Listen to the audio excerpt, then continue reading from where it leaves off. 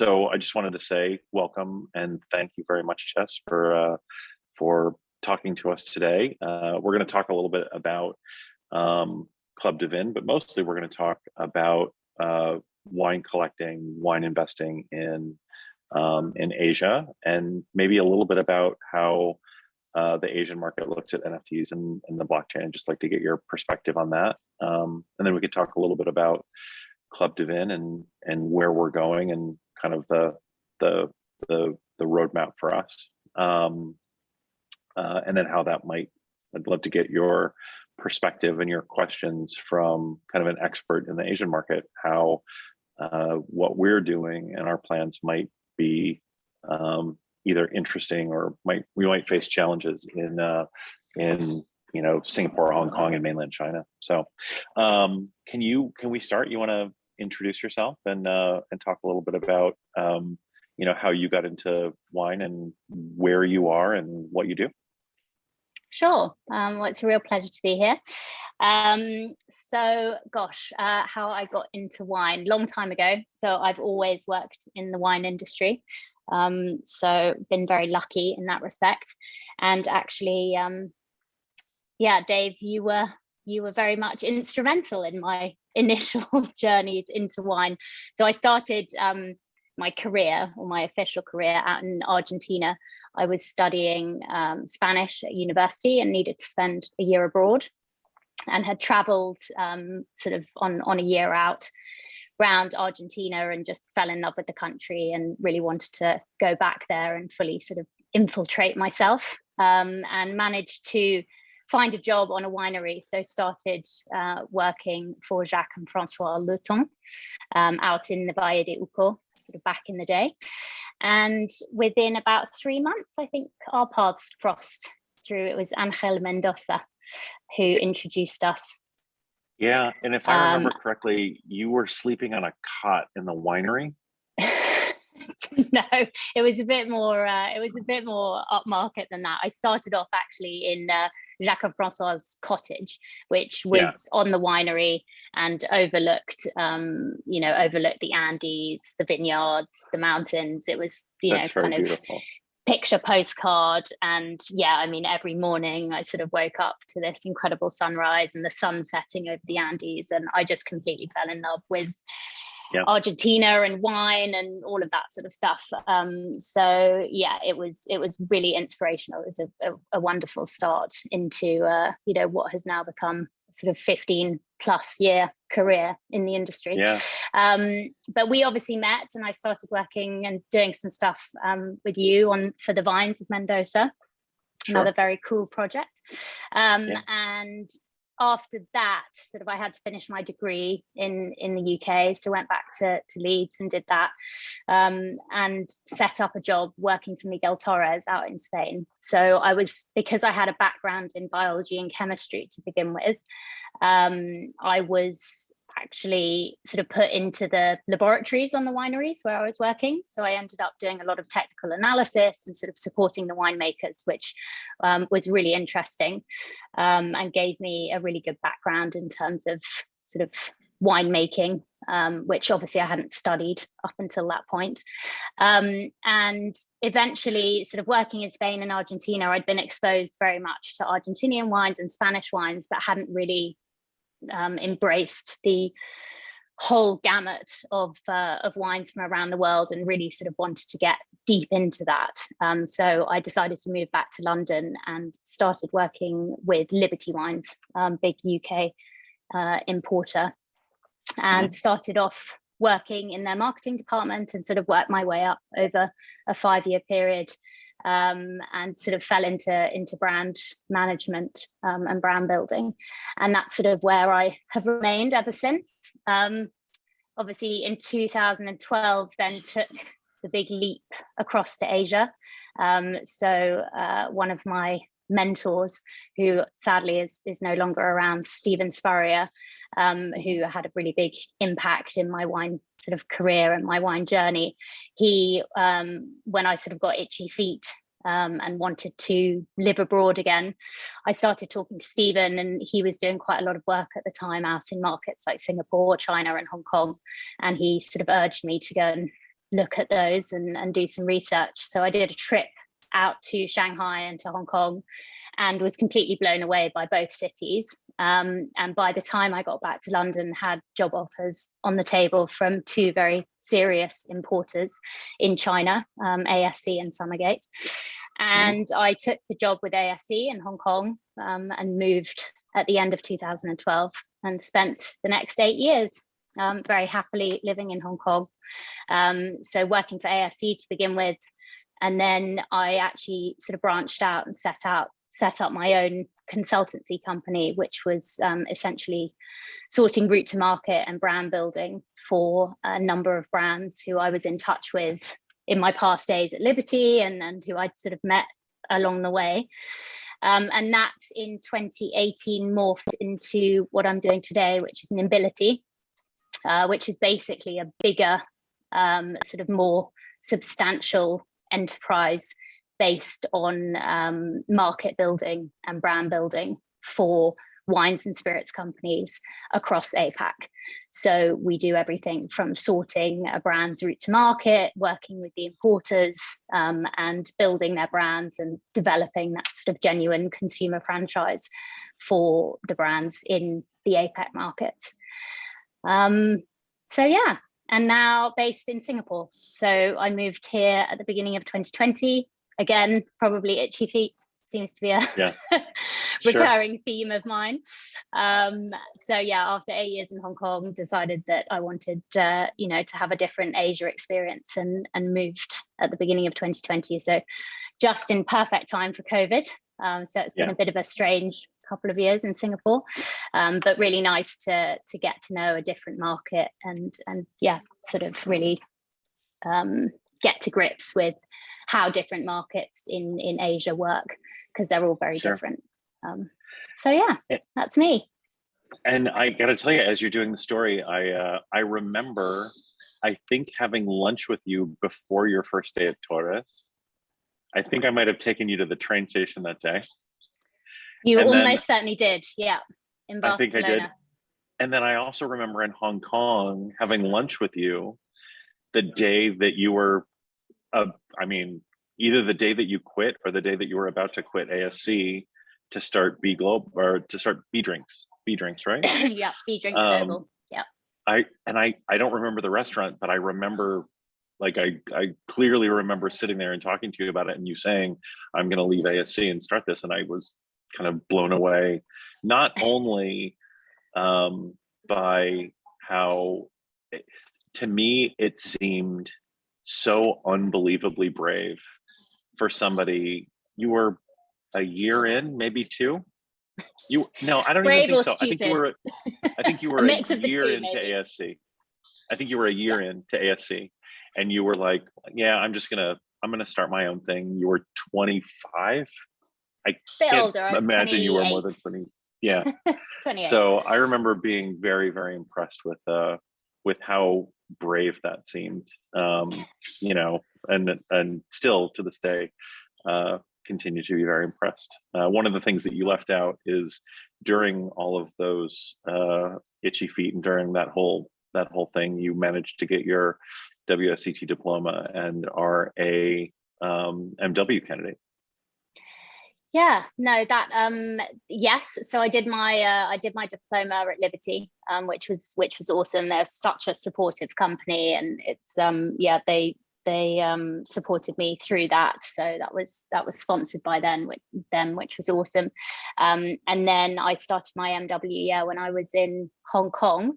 So that was a journey in itself. It's actually, my MW journey is currently on hold, because for a lot of people it is.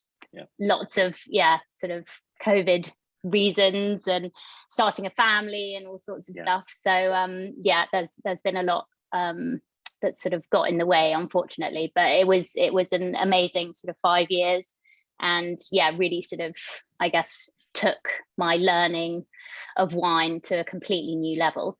When I went to my first seminar for the MW, I really had to sort of pinch myself and question what I was doing there. I felt so out of my depth.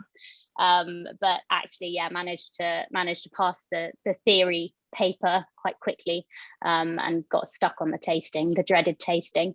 But yeah, it's an amazing institute, and met so many incredible people, and was really lucky to be able to travel to so many places, meet so many winemakers, and just get a real sort of depth of knowledge that I don't think you can really get unless you're studying a course like that.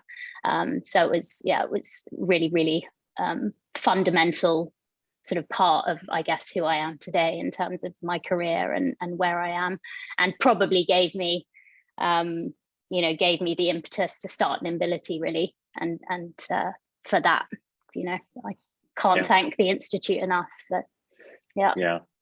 I was just in London for the Bordeaux tasting at Vintners Hall with a bunch of MWs, and I think we have, as part of our founding members, we have about a half a dozen MWs now, and probably another half dozen candidates that are due to that are doing their final the final tasting exam this year, I think in July or August. So we've got a bunch of people that are doing some pretty great things. Actually, two of our team are graduate. They already got their diploma, but they've already earned their diploma. But on I think next Monday, they're actually going to Vintners Hall and receiving their WSET diploma. So they're very excited. Oh, great. The ceremony's in London. So that's awesome. Well, the diploma itself is it's a really, that's a 2 or 3 year sort of commitment, and there's a lot in there, and it's definitely changed since I did my WSET, because I ended up teaching those courses as well. Obviously not diploma, I did sort of extra tasting sessions and things for students in Hong Kong, but certainly even level 3 is a completely different course to when I did it. So there's just so much more going on in the wine industry now compared to 10 years ago. So it's it's a lot to get your head around, but makes it really exciting. So I know that you and I have had a bunch of conversations about not only Club dVIN, but also the technology that we've created. But I kind of wanted to, just for the purposes of sort of starting a conversation, tell you, just kind of re-familiarize you with the tech that we've developed.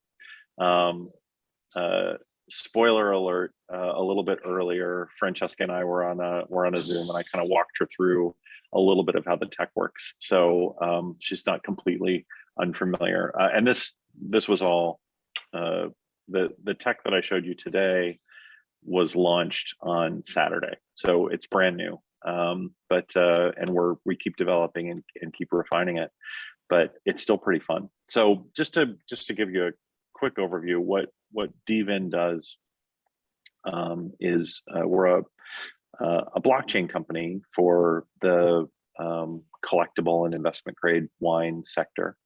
And the idea behind what we're doing is to build a platform that allows winemakers, wine lovers, and wine experts to build a community together, and to talk to one another and communicate with one another, and have experiences and events and share wine. And it's a platform for that. And we're using the blockchain as a way to do that, because the blockchain actually solves a bunch of really interesting things. And let me talk about the tech piece to start. We've developed a piece of blockchain technology that we call the digital cork. And the digital cork is a fairly standard NFT, non-fungible token, that is attached to each wine bottle. So when I say attached, there a lot of people say, well, how is it attached? Do you glue it on, or do you stick it on? It's purely digital, what we do, but we work with a wide array of different hardware providers. So for example, some winemakers want to put a QR code on their wines, that as a unique identifier. Some of them use an NFC sticker or an NFC chip, which is kind of like the chip on your credit card when you go to tap to pay. Those can be waterproof and encrypted, which is nice. And actually, we spent some time in Bordeaux with Lynch Bage, and we asked them what kind of technology they use to uniquely identify the wines, and they actually built a big machine, and they engrave a unique serial number onto each bottle. So that's how they do it. I don't know if that's the most secure, but actually it's pretty interesting going with a very simple, easy way to identify each bottle. But that identifier will allow you on our system to basically attach the NFT, and the NFT really for these purposes serves as, first and foremost, as like a deed of ownership.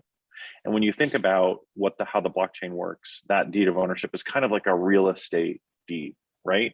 You have the first owner, and then when somebody else buys it, you cross that off and you write on the second owner. And then when that person buys it, you cross it off and you write the third owner. And that way you've got both a certificate of authenticity, so you know that this bottle came from the producer, but you also have a chain of custody. So you know all of the different owners that own that bottle. And the kind of wines that we're talking about are typically wines that after they leave the winery, they're out there for somewhere between 10 or 15 or even 20 years. And typically for collectible wines, they'll change hands 3 to 4 times before they get to the final consumer. So that chain of custody is really important for the final consumer to know, where those wines came from and who took care of them, both to have some idea of, or to have a better idea of if that wine might be a fake or might be counterfeited, but then also really to know how that wine was taken care of. And that, because the chain of custody is immutable, it's verifiable on the blockchain, it's really easy to say, all right, so if I've got 2 different bottles and one of them has a chain of custody where it's, had 15 different owners and flew all over the world, and the other one sat in a warehouse for 15 years in a bonded warehouse, and now I'm drinking it, you're going to have those two bottles will have different values. And that's really kind of at the heart of what we hope will incentivize more clean chain of custody. It will disincentivize fraud or counterfeiting, which I know is certainly a big thing in China and Hong Kong. So that NFT does those things, right? The certificate of authenticity, the chain of custody. It also does a kind of a nice thing, which is the royalty, where it sends, every time that wine changes hands in the aftermarket, it sends a portion of the proceeds back to the winemaker. So, as winery, collectible or investment grade wines, when they leave the winery, I think the average for the wines that we're talking about is between 120 and 150 US dollars. But when they're consumed, by the time it's 15 years later, by the time the final consumer buys it, they're paying anywhere between $800 and $1,200 for that bottle. Well, the winery doesn't really get to participate in all that value creation. And we think that using the digital cork will really help to allow the winemaker to start to participate more in the economic value that they're creating. So that's the digital cork side. On the cool bit of technology that we've created is really around the tasting token, which is when that digital cork, when you finally decide that you're going to open the bottle. So after the 20 years and it's come from the winery and it's gone to different places and the wineries continue to earn some economics, finally someone wants to open the bottle. If that bottle is in your wallet, so if you own the NFT for that bottle, you can open the bottle. So you open it physically and then you open it digitally using our tech. And that's the thing that I showed you a little bit earlier. And when you do that, it gives you a QR code, which allows you to share what we call a tasting token. It's a new NFT with all of the people that you're sharing that wine with. And that NFT does a couple of different things. The tasting token, it's both a proof of experience. So now you've got like your tasting journey, which is a verifiable list of the wines that you've tasted with that are geotagged and time stamped and date stamped. So you kind of know, okay, this is my journal. I tasted this wine on this day. The creative for those NFTs is like a little 10-second video that kind of tells the story of that wine, which we think is kind of cool. That will probably change over time as well. But more importantly, you can kind of take those tasting tokens and visualize them in a bunch of different ways. Imagine, 5 years from now, you've got 50 tasting tokens of all the notable wines that you've tasted. You can look at them by region. You can look at them by vintage. You can look at them by who you tasted them with. You can say, okay, what was I tasting on my 10th wedding anniversary? What did I taste on the day my child was born? There's lots of kind of interesting things that you can do with that. What did I taste when I went to Tuscany on that trip? So there's lots of different things you can do with that journey. That's just kind of for your own personal collection. But where it really starts to be interesting is using those tasting tokens as a way to unlock incentives or unlock rewards from the wineries themselves. So just as a very basic example, what we're talking about now is when you collect 5 tasting tokens, we're going to invite you to a winemaker dinner. Or when you collect 10, we'll invite you to a vertical tasting at the winery. Or if you collect 20, we'll invite you to a harvest event. There's so many things that you can do in between. And what I see in the future is wineries having the ability for you to sign onto their website using your wallet. They scan your NFTs, and based on the NFTs that you have in your wallet, based on your tasting tokens, they'll say, okay, we're going to give you this allocation, or we're going to give you the ability to make this reservation at the winery, or we're going to let you buy this wine from our library. And what it really provides is this way for the winery to communicate directly with their best consumers and do it with real data. We say all the time, it gives the winery the ability to track their bottles or track their wine from the grape to the glass, and communicate with their consumers at the moment of consumption. So imagine you open that wine for your 10th wedding anniversary and mint your tasting tokens. The winery can contact you and say, hey, congratulations. And that's great for you, and that's great for the winery, right? Both of you, now you're building a community around that brand. So I'm going to stop talking for a minute. I'd love to, I know that this is a lot of it's new technology, and some of it I showed you a little bit earlier, but I'd love to know if you have any kind of questions at this point, or if any comments, any notes. Well, comments wise, I honestly, I think it's really fascinating. I think there's a really key piece here around sort of transparency and trust and authenticity, and, having all of that sort of on the blockchain. And, obviously you touched on the counterfeit issue, and it is, it's a big problem the world over. So having that transparency, I think, particularly for fine wine, will be really important.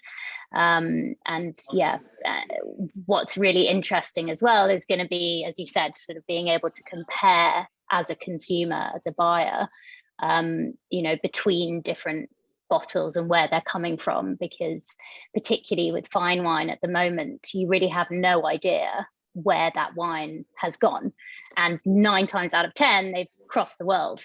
And transport and different climates and all of that sort of stuff. You don't really have any guarantee in terms of condition of that wine, unless you know that it's gone to kind of one cellar and sat there for 15 years.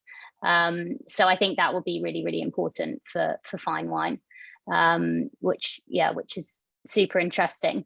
The other part, obviously, paying the royalties back to the producers. I mean, that's incredibly exciting, I think, for wineries. You know, particularly at the high end, these guys are artists. You know, they're creating completely unique products, and they don't see enough often for their efforts. So to be able to, you know, sort of continue to earn off that is something that I would see as very, very attractive. And lastly, yeah, this whole idea of sort of bringing the consumer closer to the winery. I mean, at the moment, in the wine industry, there's this huge distance between the winery and the end consumer. It's massive. And so to be able to really sort of bring that together, and for wineries to, for the first time, to really have access to the people who they're selling to and to the people who are drinking their wines. Obviously, they get it when they travel and they do dinners and when people come to the estate and things like that. But that's a huge amount of sort of effort, and it's, you know, a tiny percentage of tiny fraction, yeah, of actually tiny fraction of actually who's drinking their wines, and that has huge implications for, you know, how they're marketing to their consumers and to their customers. And so yeah, it's I think it's a really interesting concept, and yeah, I'm really excited to sort of see how it unfolds. We're very excited as well. One of the things that I wanted to ask you about was consumer adoption.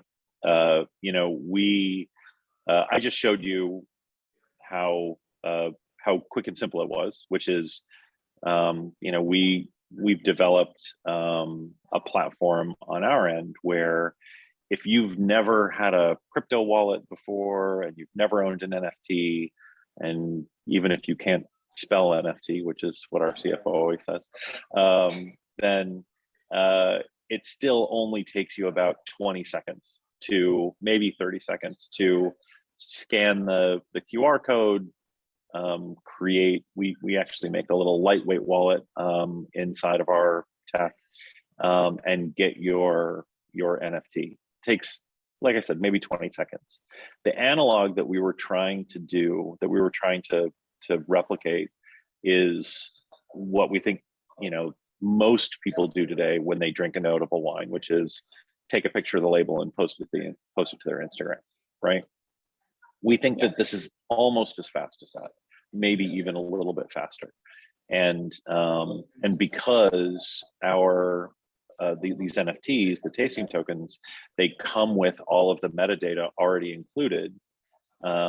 It might actually even be faster than taking a picture with your camera. What do you think about adoption? What do you like? We think that there's plenty of rewards out there, but getting the information out and having people kind of really understand what it is, we're not in a rush, but we do think that it's important to get like to get adoption going. And I'm wondering how you feel like that's going to work in Hong Kong and Singapore and China. Yeah, it's a really good question. And I think education and sort of what you guys are doing in terms of, you know, just your presence and educating. And to be honest, you know, I am not a technological person. Wine is very much my thing. So it wasn't really until we had our little previous chat today, and you just walked me through it, and I saw how easy it was, that, you know, I kind of, things came together. And I think just a really clear explanation that you've given here as to what Club dVIN is and how it works and sort of why it's unique. So I think there will just be a lot of education involved, and a lot of having to sort of run small workshops and events and webinars like this, and just, yeah, sort of keep breaking it down into ways that ordinary people can sort of understand. And that was sort of, you know, one of my key questions was the world of tech and the world of fine wine can but both of those Right. can be quite intimidating for consumers. Sure. So, one question is, how will Club dVIN really sort of break down the barriers? And I think you've gone part way to explain that in terms of the world of tech. But yeah, I think having platforms that are really fast, quick, easy, and then explanations of how it all works is going to be the key. But it will take time for sure. Because it's just so many people have heard of crypto and NFTs, and it's sort of buzzwords, but they don't actually know what the applications are, or what they're really about. So yeah, I think it will be quite a lot of groundwork, but very exciting. And yeah. So we had an interesting conversation with so one of our founding members is Richard Hemming, who's in MW in Singapore, and yep. you know very well. I know Richard well. Yeah. He launched and runs 67 Pall Mall in Singapore. Do you want to talk for a second? Can you tell people what 67 Pall Mall is? Yeah, so 67 Pall Mall, gosh, I hope I get this right, Richard, if you're listening to this. So 67 Pall Mall is a members club for wine. It's a wine members club. They launched, I believe, in London, probably about 10 years ago. I won't get all these facts right because my knowledge of the intricacies of Pall Mall are loose. But what I do know is sort of what their journey in Singapore, which started really in sort of 2019, and has been a big work in progress because obviously COVID hit in early 2020. So they were very much delayed in opening a club. But it opened very recently, back in February. And it is really sort of just a big celebration of all things wine. What they've done in Singapore is they've taken over the top 2 floors of a very iconic building in Orchard called the Shaw Centre. And it's absolutely amazing. Just so impressive what they've done with the design, and obviously the wines on offer. There's a huge wine tower right in the middle of the main dining room. It's very much centered around wine and wine drinking, but they've also developed an upstairs whiskey bar, and have a lovely sort of outdoor terrace as well, where you can sit and watch the sunset and drink some really nice wines and whiskeys and everything else sort of in between. And yeah, they're really catering to wine lovers, putting on incredible events. Jancis Robinson was actually out here only last week, I think, to sort of do a whole load of events. And Jane Anson, who I know is also involved in Club dVIN, has been out here. So yeah, they have an amazing agenda of events and speakers and masterclasses, and yeah, it's a private membership club. So you join as a member and have access to the club, to being able to go in, have dinner, have drinks, take guests, and then obviously access to all of the amazing events that they do. They have a number of other venues around the world. I believe they have one in Switzerland, and they're opening another one in Beaune. But I'm not sure of the exact progress of that. But you become a member, and then you have access to sort of all the clubs. And they're looking, actually, I received an email today from the CEO. They're looking at expanding into other areas in Asia, sort of, so be that Tokyo or Shanghai. Yeah. Also Dubai and Miami, I think. So yeah. So it's it's really exciting, and I think they've really hit the nail on the head with the Singapore, with the venue and what they've done sort of with the design and the offering. So yeah, it's really exciting. It's a really great thing for Singapore in terms of particularly the trade and just having somewhere where we can all sort of go and meet and be social, and yeah, it's a community. So very exciting. So one of the conversations that we're having with them is, what if we were to attach a digital cork to some of their higher end wines that they have on offer at the club, both in the, you know, in the London location, in the Singapore location, in the Switzerland location, and in the new ones, where on the wine list, it would even show you that this wine has a digital cork attached. And then if you order that bottle, the sommelier can actually mint the tasting tokens for you. So if you're sitting at a table, you open the bottle, you can mint your tasting tokens. And it wouldn't be every bottle on the menu because they have, I think there's like 4,000 references in London, but maybe we do the most notable wines on the menu. And the tasting tokens that you would receive at 67 Pall Mall would actually be 67 Pall Mall branded, right? So you could be like, that, those are wines that I tasted at 67 Pall Mall, which would be great for 67 Pall Mall. It would be great for the consumer. And I think it would be really interesting for adoption, because it would help it would really help the, you know, the key wine consumers in key markets around the world to kind of be exposed to that idea. And if it works at 67 Pall Mall, we could start looking at other, you know, very notable restaurants. I know that there's a few, I know of a bunch of them in Hong Kong, several in New York, several in London, a couple in Miami, certainly many in France. But if we could start finding the kind of best restaurants that cater to, that have the kind of wine list that we're talking about and cater to that audience, we could start getting adoption pretty early on. And I think that would be pretty interesting. Yeah, I think that's a great idea. And I think it's, you know, it's really about going to where the consumers are drinking these wines, right? And yeah, being able to kind of establish collaborative partnerships, you know, with places like Pall Mall that already have the adoption on the wine side.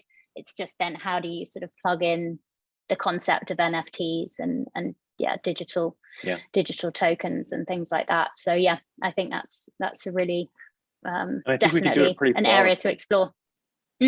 Well, so I'm just getting to the last segment of our chat today. You mentioned before that, you know, technology and wine are both pretty intimidating, and not only both pretty intimidating, and there's also not a ton of overlap. You know, people that are really that love technology are not necessarily the same people that love great wine. There are a few, but not, you know, the Venn diagram doesn't have a big overlap. Well, you're one of those few, Dave. I'm one of those few, and we know that that the wine world has been very slow to you know, onboard new technologies. You know, lots and lots of wineries. Most of the you know, best wineries in the world don't even have you know, a direct to consumer channel, don't even have e-commerce. A lot of them are you know, still keeping their inventory on a clipboard. I know of several that still keep their inventory on a clipboard. So I know that they're slow to uptake, which is one of the reasons that we're starting the club, right? We know that it's going to be a long process, and we're not in a hurry.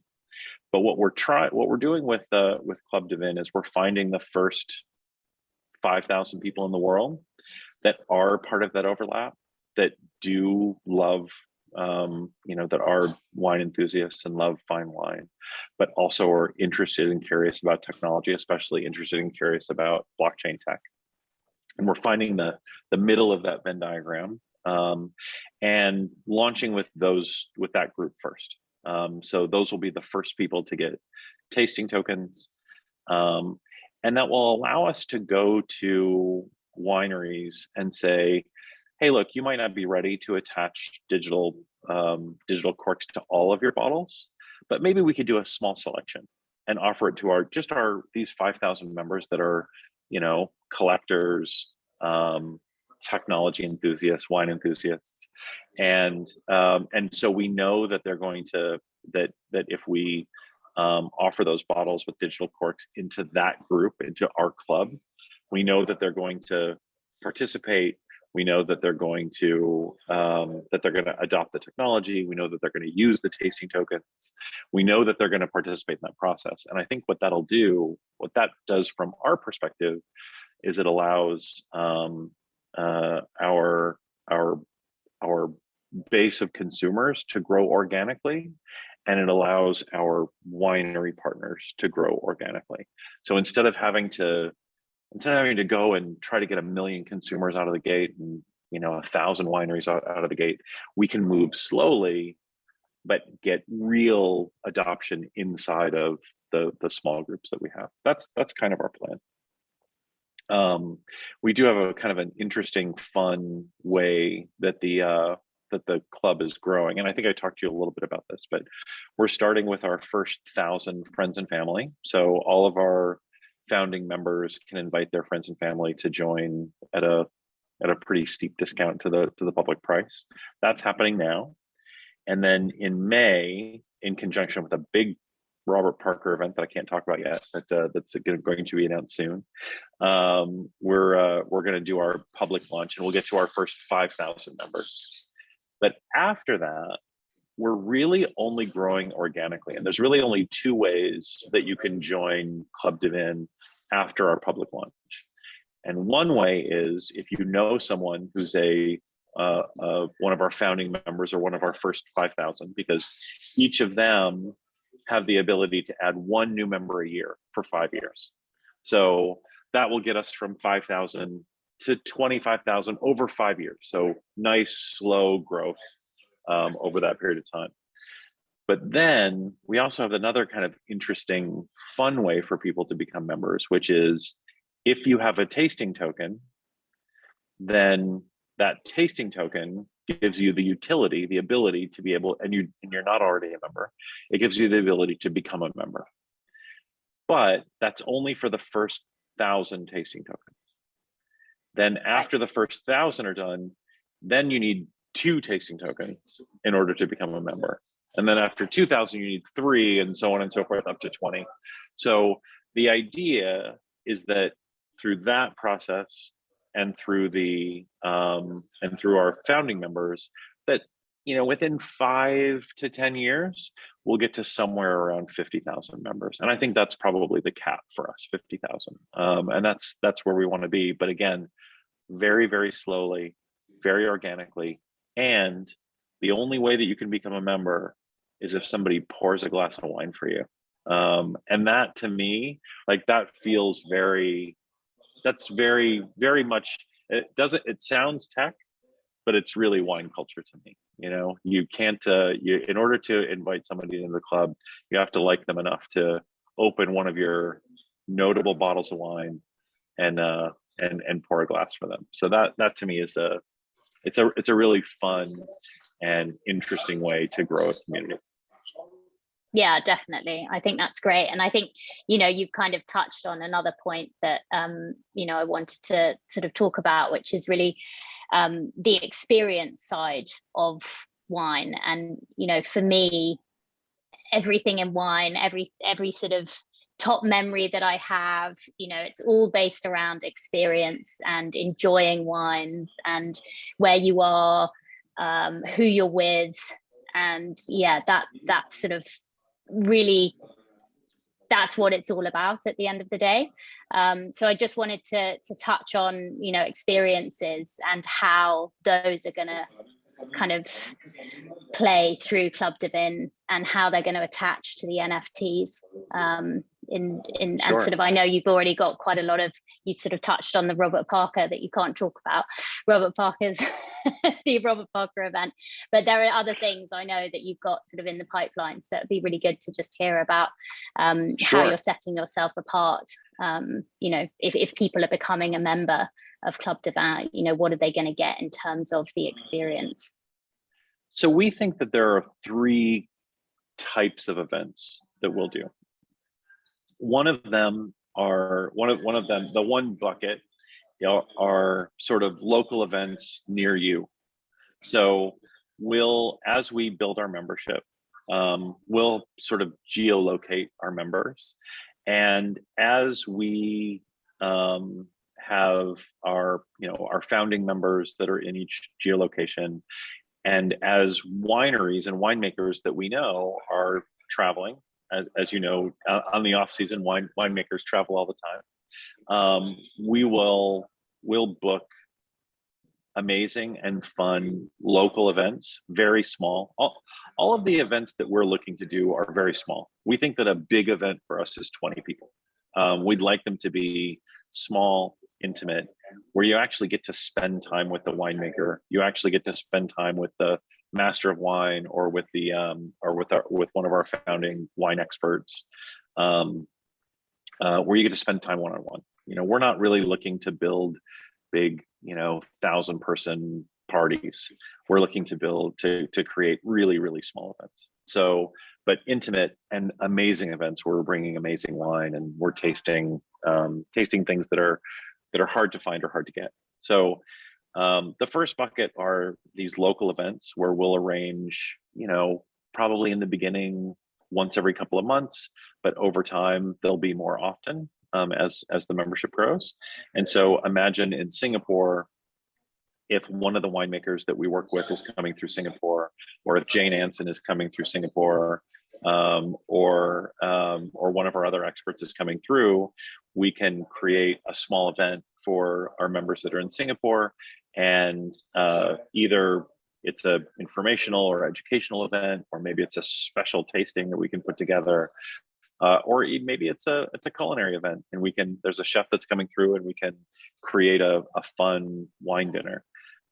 We expect to be doing that in 15 or so local cities around the world, from LA, San Francisco, New York, London, Paris, Hong Kong, Singapore.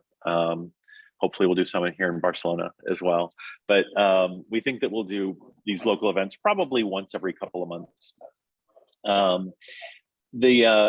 Growing to probably once a month within a few years.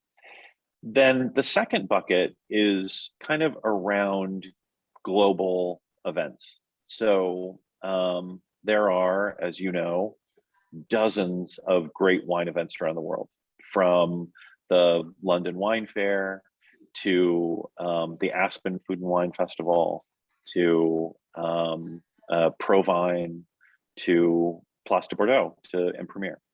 So for all of those events, for example, this year, we're having not an official event as part of Provine, but a side event of like a pop-up tasting, where any of our members that are going to be at Provine, or any of our members that are going to be at the Aspen Food and Wine Fair, will, corner one of the winemakers that's there. We'll have them bring something special from their library, and we'll do a fun and interesting tasting, or a fun and interesting event. Again, very small, just for our members that are attending those events. And it won't just be wine. We'll do the big wine events around the world, but then we'll also do pop-ups at the crypto events. So for example, Paris Blockchain Week, we're doing a really amazing event with unbelievable wines at Paris Blockchain next week. And then in 3 weeks, we're doing an event at Dev Connect, which is another blockchain event in Amsterdam. On April 20th, we're doing a crazy vertical tasting. I wish that I had the wines in front of me, but like amazing wines. So like, and again, these super small, I think there's going to be in Amsterdam, there's going to be 20 people, but they're opening just crazy rare wines. And so those are the kinds of fun events that we want to do. Like, as our members are congregating in these, whether it's crypto or wine places around the world, we want to do fun events with them. And then the last bucket is our big global membership events. And these are more kind of once in a lifetime crazy things that we're doing. For example, this year, our membership event is with our one of our founding members, who's also a Master of Wine candidate, who we think is he's pretty confident that he's going to pass in July. So he'll be a master of wine by the time we have this event. But he also happens to be the founder and wine director for the Bhutan Wine Company. And the Bhutan Wine Company is only about 6 years old. They planted their first wine 6 years ago, or their first vine 6 years ago. And it's the last country in the world to plant vines for the first time. So this will be their inaugural harvest, the very first harvest ever. We're actually working with the royal family to get our visas and to get access to the country. But 100 of our members will go and participate in the last inaugural harvest on planet Earth. And that's going to happen in August and September of this year. And we're shipping in a container full of unbelievable wines. It's going to be really a lot of fun. And as the food in Bhutan is really interesting. It's almost all vegetarian, mostly vegan. And we're working with a bunch of local chefs, and we're bringing in a bunch of great wine, and we're going to have an amazing event. So our team is going to help make the very first barrels of wine to be made in Bhutan. And so, we don't look, I'm not sure how good the wine is going to be. We'll see. It's the first vintage, so you never know. But I'll guarantee that the views are fantastic, and we're going to see things that really nobody from outside of Bhutan has ever seen. No one from outside of Bhutan has ever visited these vineyards. No one from outside of Bhutan has ever gone and done this. So it's going to be a really, really amazingly fun trip. And again, once in a lifetime. And that's the kind of thing that we want to do every year. We're going to try to top it. Maybe next year we'll plant vines on the moon with Michael Mondavi. That's awesome. No, it's really good to kind of hear, the direction. And I think, it's, as I said, it's about experience. And I think, reading between the lines of fine wine lovers and NFT lovers, people who are into collectibles, collectible experiences, unique experiences, things that other people are never going to get a chance to ever do. I think, that's definitely the direction. And it sounds like you guys are moving in that sphere. So that's really exciting to hear. Yeah. Well, thanks. And I feel like I've taken up way too much of your time today. So, and I know you've got to get out to dinner with a mutual friend of ours. So I do indeed. Yep.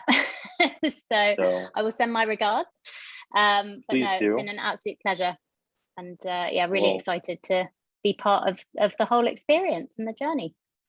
Well, thank you, Chess. And it's funny. I was thinking about this earlier, but I think you and I met each other for the first time in 2004. 2003 or 2004. Yeah. Either the end of 2003 or 2004. And you were 19, is that right? I was probably 20. I don't think you were legal. I was probably 20. US. I should know. 21. 20. Yeah. So it was. It's been a long time, but I've really enjoyed watching your career in wine. And I'm very honored and proud to be a little part of it, and really congratulations on all the wonderful success. And I can't wait until I can come and visit you in Singapore, and you and I will have a drink at 67 Pall Mall in Singapore. I cannot wait for that day. Yeah, we definitely need to make that happen. So looking forward to it. Long overdue. Very long overdue. Not at all. Have a wonderful night. Yeah, you too. Bye, Dave. Lovely to chat. Take care.